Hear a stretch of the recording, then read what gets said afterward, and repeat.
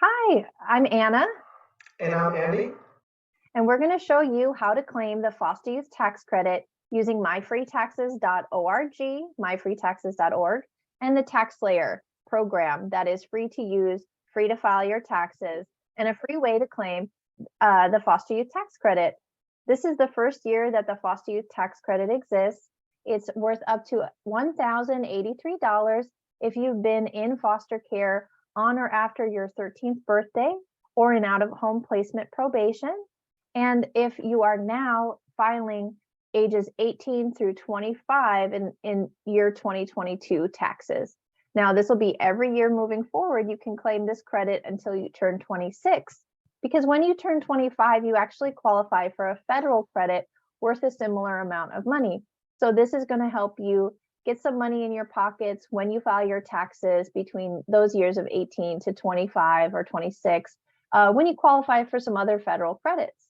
So we hope this helps you pay for school, pay for your housing, cover some costs of food and other financial needs and debts that you might have to pay off.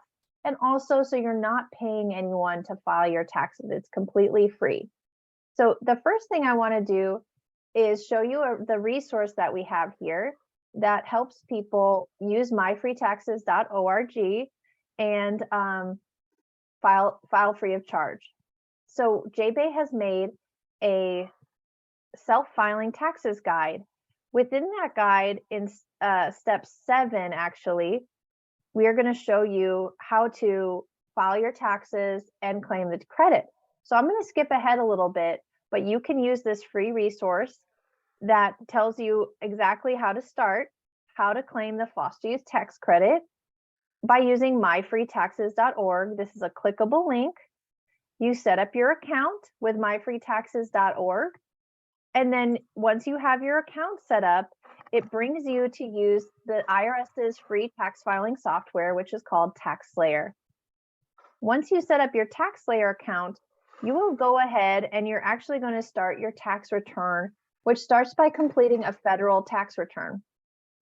Once you've logged in, added your personal information and all of your federal information, which this guide will help talk you through in terms of your work documents and other documents you need, you're going to make your way down to the state tax return. And that is in step 7. So this video is to help you learn how to kind of slow down, don't rush through your tax return, work on the California state tax return to get your $1,000 credit, okay?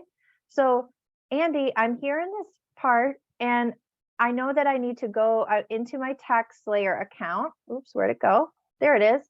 Can you see that okay? Yep. All right, so I've gone to myfreetaxes.org. I've set up my TaxSlayer account. I've entered all my W-2, my work information, and my federal information. And now what do I need to do? Well, now you're going to want to go ahead and click on the state section to enter the California return. Okay, so on the left-hand side, there's this little panel, and this kind of locator thing is the state. So I'm going to click on that. There we go. And now we see the option to be able to select that California return. Let's go ahead and click those 3 dots. Okay, so I don't hit continue here. That would move over claiming the foster youth tax credit. So this is where we need you to actually go to these 3 dots that Andy said. And what do I do? Go ahead and select edit. Okay. Awesome. So now, assuming we have all the basic information in place, we're going to want to scroll down to that credit section, which is the state-specific tax credits. And we're going to go ahead and click edit. Okay. Now, let's go ahead and we're going to see a couple different credits that you can be eligible for, but we're looking for that very bottom one. It's easy to miss, the California Earned Income Credit and Foster Youth Tax Credit. Let's go ahead and click edit there. Okay, so it's right here at the bottom. Once I'm in the California return credit section, I've gone to the bottom and I click there. Okay. So now this again is going to be it looks a little tricky because you're going to see the foster youth tax credit, followed by a couple of questions. For now, let's go ahead and ignore those because we're going to want to click on begin to the right of foster youth tax credit. That's going to allow you to be able to begin the process.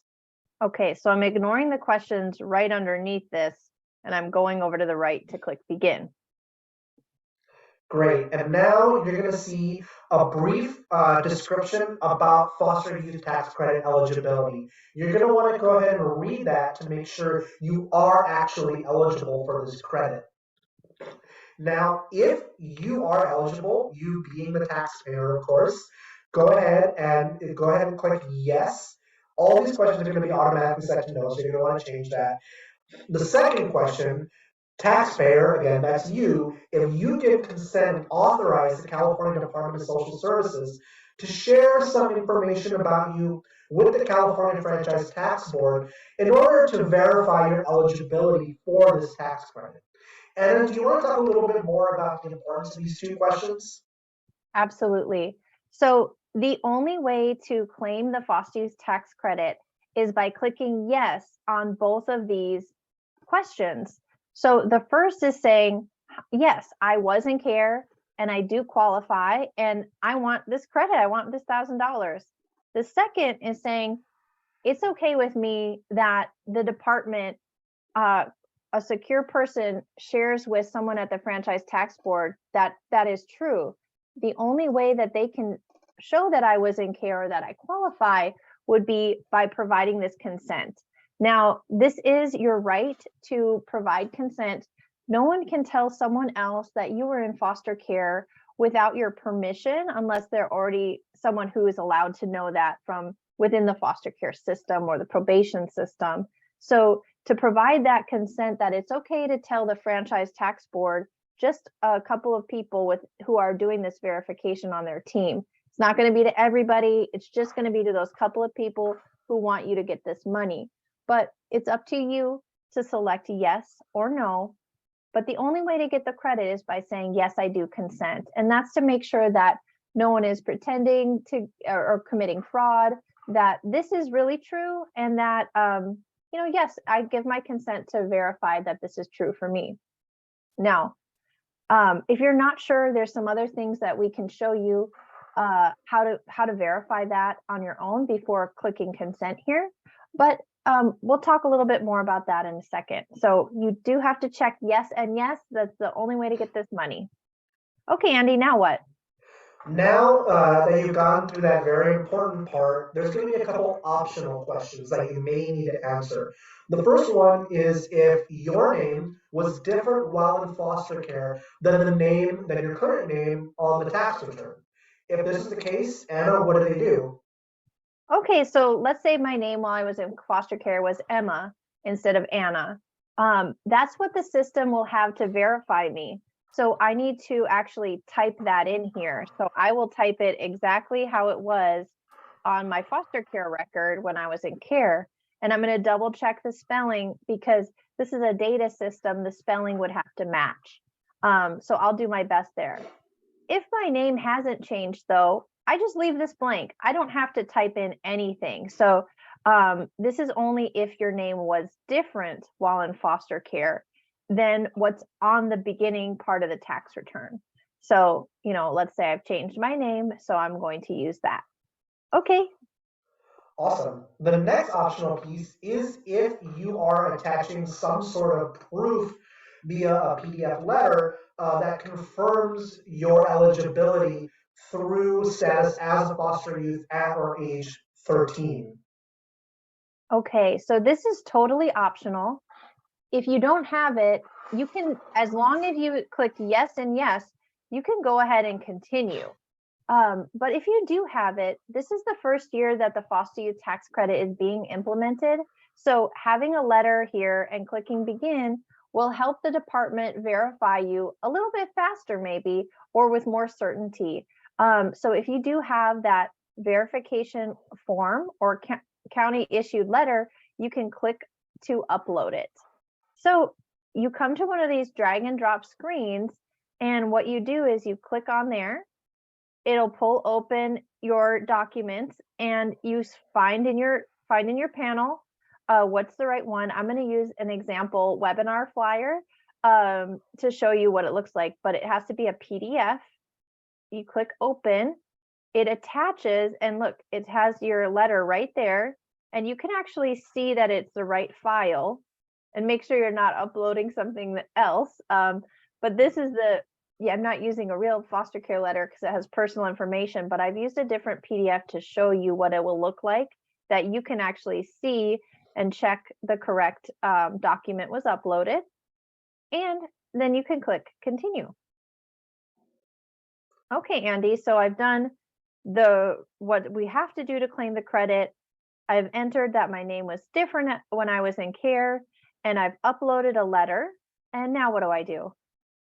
Well, just remember that if you have any other questions about your eligibility or any other issues, you can go ahead and get information verified via the contact information here. That's CBSS. Their telephone number, email address, and address are all available for you to go ahead and just confirm eligibility if any issues come up.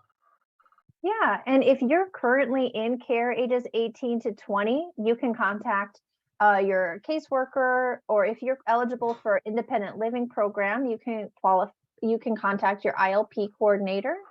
If you're a former foster youth, you can reach out to the Office of the Foster Care Ombudsperson, and there's actually a verification letter form that you can fill out on there, and I can show you what that looks like. If you go to fosteryouthhelp.ca.gov, and Andy, are you seeing me do this? Yep. Okay, cool. So if you go to fosteryouthhelp.ca.gov and you scroll down a little bit, it'll show some announcements, but it also has this right here, request a verification letter. Now, if you're former foster youth and you can't talk to your caseworker or your ILP manager, you can go here, request a letter, and you just fill in a couple of pieces of information and say you're not a robot, and you'll wait for that letter to arrive. So, but again, this is totally optional. It's up to you if you want to go through that process to get a letter and upload it. Again, all you got to do is this and click continue. All right, so I'm back here, Andy. Now what do I do? So once you've completed that foster youth tax credit portion, as I mentioned, there's a couple of questions underneath that you're probably not going to need to worry about. Go ahead and check it just to make sure that none of these apply to you. But for the most part, they're definitely not. Yeah, you want to leave this as no, leave this as no, and then leave these all blank, because for the most part, no, you're not an in-home service worker. There's not inmate wages. You haven't had a calculated net loss. These are all highly technical tax terms that most likely don't apply to you, but if they do, you'll fill it out. But for the most part, you just leave it blank and click continue. Okay. Great. And now we're brought back to a list of other potential credits. The one that we want to specifically look at is that renter's credit, which you're most likely going to qualify for as well. Go ahead and click edit there. All right. So again, if you're paying rent, any amount, whether that's to an apartment, a dorm, or in a THP program, you would click yes here if you live in California and you've paid rent for at least 6 months of the year. If you're not paying any rent, then you just click no. But this is a $60 a non-refundable credit. So if you did owe any taxes, it would reduce what you owed by $60. So click yes if you were a renter and click continue. Great. Go ahead and check to make sure none of these other credits apply to you. Chances are they don't. But go ahead and click back to take us back to the main page, the California return page, and exit, and we can exit the California return. Great. So now I get to click continue. Make sure that you do, again, when you get into the state return, don't skip over it. That's where the foster youth tax credit is. I've clicked those dots. I claimed the foster youth tax credit. I claimed the renter's credit. And now I'm ready to click continue. Great job. Great. So that is how my return would be calculated. And I would know how much money I would be getting back from the state and federal government for my tax return. If you have any questions, you can always contact us at jbay.org. and we'll be happy to help you through. We've got a page on tax filing and credits that has a lot of information for you. I just want to show you one thing on this page, which is that it has everything all in one place. We've got a tax appointment roster. If you don't want to do your taxes yourself, you can get a free appointment by clicking here. And this is how you file for yourself. And we also have this checklist in English and Spanish that can help you go through those steps of what do you need, what documents will help you file. So again, just reach out with any help you might need, and we're here to support you in making history with the foster youth tax credit. Bye, everybody. Thank you.